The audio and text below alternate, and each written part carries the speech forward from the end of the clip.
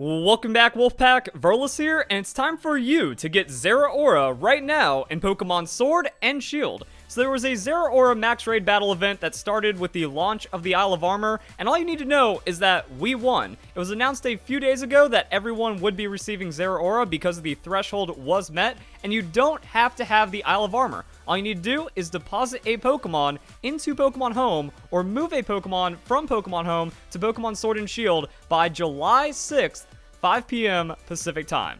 Or that's going to be 0 UTC. Just do it now. Just do it before July 6th, and you don't have to worry about it, and then it's going to be yours. Now, I'm going to show you guys how to do it later on this video. Right now, I'm waiting on that Pokemon Home maintenance to go through, because they're starting to roll out the update.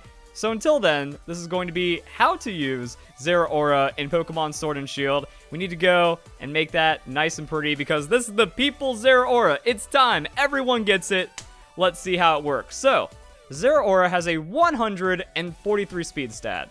Well, we can sort by speed, and we can see that that is one of the fastest Pokemon ever, and one of the fastest Pokemon in Pokemon Sword and Shield. Only beat out by Excelgor, Ninjask, and Crown Zacian. Now, the thing is, Zeraora is a mythical Pokemon, so you're not going to be able to use it in standard competitive play, which means the only time you're going to see it is with other legendaries, so Zacian will be in your way. That's something to take into consideration as we go moving forward. Other than that, Ninjask, Excelgor, not really high damage threats. The only other Pokemon that's kind of like that could maybe be a threat, even though it's not good, is Dragapult, and then it just kind of drops off from there. So you have a healthy amount of speed, but a 112 attack. Now the 112 attack gets interesting, and we're going to go into that after we break down the actual moveset. So Zeraora has access to a lot of interesting stuff. Like we have Power Up Punch. So if we can find an opportunity to KO a low opponent, free attack, and then we get scary. Fake Out could be something in doubles, but you don't really need to be using Fake Out because you're already fast in your damage and you're sweepy. It might have some tech, and it might like tag the opponent for a little bit extra or something, but with all the psychic terrain going on and the anti-things happening, maybe not worry about it too much. Now, there is a really weird interaction. So Fake Out is +3 priority, and then Quick Guard is +3 priority. So Quick Guard, if it's used by a slower Pokemon, will not stop the Fake Out, and Zeraora's Fake Out is pretty much going to be unstoppable unless used by Meowstic, because Meowstic has the Prankster Quick Guard, which is going to buff the priority by 1, since it doesn't make everything just a flat +1 priority. So that's going to be some weird stuff to keep in mind. Now, we do have crazy damage like the Close Combat, or we can also go for Sustain, Tech, we got Brick Break. We got Drain Punch, so you can do some things right there. And then just like a lot of moves to just go and throw out at the opponent. However, one big thing to note is that Knockoff is not available on Zeraora in Pokemon Sword and Shield. So it would be a transfer-only Zeraora, but those aren't shiny. So this is a really good way of seeing if a Zeraora is hacked, if it's shiny and has the Knockoff. Going back to the moveset, so we got Plasma Fist, Drain Punch. I like the Sustain. Brick Break is also a viable and relevant option. However, even if Lapras tries to do it, you outspeed it anyways, and it's not going to be able to get its G-Max move, so you can just blow it up on super effective hit and kind of ignore that. But it is good tech to have against other Pokemon. Throat Chop. The stoppage of sound moves on such a high amount of speed, probably going to matter, mostly just there so you can hit Ghost-type Pokemon, then play rough for that extra coverage, and then you slap around Dragons, and Dragons are going to be resisted, or are going to resist your electric moves. So we have that. I think the best way of running a Pokemon like this, it's just your standard sweeper, so Life Orb is going to be pretty necessary. That way you don't lock yourself in too hard to some move situations, and then you just like Dynamax. I think the most power is you Dynamax, you KO an opponent with the Plasma Fist being turned into the electric move, and then you get electric terrain.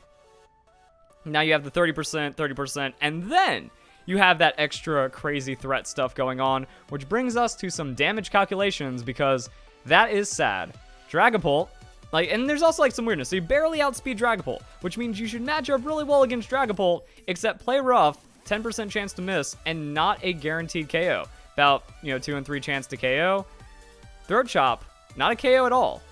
That's sad. So you would actually need the knockoff, but the knockoff doesn't matter. There is no knockoff, so that's a thing. And then if we kind of show Plasma Fists on a regular Pokemon, so, Plam, let's go Plasma Fist. It's a lot of damage, and that would be a bit more significant if it was like a neutral hit. So, it's in the range of not KOing, but kind of getting close. And then if we have the electric terrain set up, then it just kind of shows that we can KO 88, 75 Pokemon. So your average sweeper Pokemon is going to get wrecked by that. Let's look at the Cinderace matchup because, hey, being faster than Cinderace is always good. It's an 80-75, so it's less frail, which means if you KO an opponent with the electric move, get that electric terrain going, there we go. That's going to be pretty significant.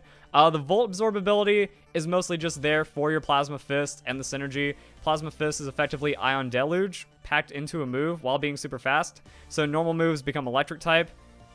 This is mostly a PSA for people going against Zeraora. Like, if you're using Zeraora, you should never bank on Plasma Fist turning a normal type move into an electric move and then making Volt Absorb automatically activate. Like, you have an immunity to normal type moves when you use Plasma Fist. That's kind of like the gimmick behind Zeraora with this ridiculous speed. You can do some shenanigans.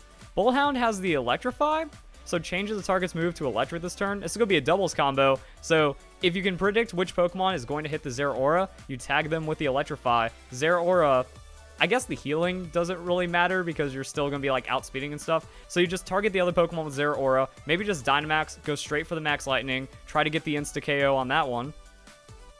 Which would also suggest that if we just had like the Plasma Fist as a max move and then no electric terrain, yeah, that'll actually KO a lot of Pokemon because it gives you that big damage jump. So that's going to be the big plays. You go up against a sweeper Pokemon that should not be getting outsped, that doesn't want to get outsped, and then you just dunk on it. Or same thing with the Togekiss. You just run into the Togekiss before it gets like airstreamed and all that craziness, and then you just dunk on it. And then Plasma Fist KO, and then you got the electric terrain, and then Zeraora goes into hard sweep mode from there. So something to take into consideration, but let's go back over to the Electrify strats. So yeah, Zeraora comes in, just Dynamax, one-shots the opposing Pokemon. If Bolthound's faster than the other one, it's immune, and you can effectively just use Bolthound as a way of just making one Pokemon on the opponent's doubles team not exist. This also works for other Volt Absorb strats, but it's pretty lethal with these Zeraora, and you can either go Focus Sash on this, that way like they have to focus Bolthound, while Zeraora is tearing it up. And then Focus Sash and just like take those extra hits. Scarf would be weird and hilarious, but you also want Bolthound to maybe like have some extra moves. You have competitive, so if you don't want to use the Electrify strat and you're getting a competitive boost, then you can also use that on like a special Bolthound. I already talked about this in one of my other videos since we were talking about the new ability, since it's now available with the Isle of Armor. So there's like shenanigans going on with the Zeraora. Find some fun combos, do some fun things. That's also why you don't want to fake out unless you guarantee, like you fake out the opposing Pokemon, you electrify the other, it can't do anything to Zeraora, but it can still hit the Bolthound, so better to not run fake out. Then we have some other things you can run on the Zeraora. Hasty Nature with Grass Knot is going to be good against ground type Pokemon, and especially like the water ground type Pokemon, so if there is a Gastrodon in your way, you get to blow it up because Zeraora has a good base special attack, and a 4x super effective hit. Nothing wants to really take that too much. Can also run Bulk Up, so get rid of one of these moves, run the Bulk Up instead. Throat Chop just kind of doesn't seem that big, so you could also do Bulk Up against a physical attacker, since we have an 88-75. As we just kind of saw, you can tank pretty strong, crazy moves from that. So against physical attacker, outspeed, Bulk Up, now you have the +1, now you can Dynamax, KO everything with a Plasma Fist, extra KO everything because you have that the backed up damage, and then when you come out of it, you can Drain Punch. And you can even use Bulk Up as a max guard. So you can max guard if like things get kind of weird, and they can Drain Punch at a +1 with a Life Orb on 112 attack, still do really well, find that coverage, get it going. Power Up Punch is an option instead of Bulk Up. Like I said, you come in, KO a low opponent, boom, just kind of pick it up right there, and that's going to be really nice. Blaze Kick. Ferrothorn isn't a problem anymore. Grass-type Pokemon are still a problem because you are going to be primary on the Electric, so that will be resisted. You do get kind of move slot syndrome. Like, the Drain Punch is super nice, and it would be, like, really niche and awesome and techy if you, like, actually get a massive heal, and then you can continue a sweep with it. But it's not going to happen super crazy. It's like, the Bulk Up Drain Punch is a cool fantasy, but doesn't happen all the time, which means you can run Blaze Kick here, or the Throat Chop, depending on what you're running into. It's really fun if you can predict, like, a Hyper Voice Sylveon, Throat Chop it, now it can't do anything. Plasma Fist probably want to KO it anyways, just depending on the game state. So, yeah, when we bounce back into the moveset, it's kind of what you want to do. Can run Taunt to anti-stall, but I mean, if it's like a Toxapex or a Corviknight, you're just better off blowing it up instead of taunting against it. Electric Terrain, like if you just Dynamax Electric Terrain, Pokemon can't fall asleep, so you don't have to worry about the Spore from the Amoonguss anymore. and then it doesn't have a lot of damage either. So yeah, that's kind of thing. Then you just Blaze Kick the Amoonguss, and you have no problems to worry about. Very straightforward Pokemon, can do some fun stuff. Close combat for the big damage fighting type move if you want that. It makes you weaker, but you just don't want to take a hit on Zeraora regardless. So then you can get rid of the Drain Punch, put in close combat, and the only thing that hurts you is a Life Orb, as you're one-shotting everything, because you kind of get in that situation. So that's going to be using Zeraora. Has Pokemon Home worked yet? Well, it's been 30 minutes and Pokemon Home is still down. So what happens is, once you get into Pokemon Home, you click on your little menu button, and then there's going to be a place where you can receive mystery gifts, and then you just get Zeraora through there. You go into your Pokemon Home on the Nintendo Switch, and they drop Zeraora from your Pokemon Home into your Pokemon Sword and Shield, and then it's usable, and then you can do that moveset stuff. So if you guys enjoy the video, hope you all have a nice day. I hope you get your Zeraora soon. Thanks for watching.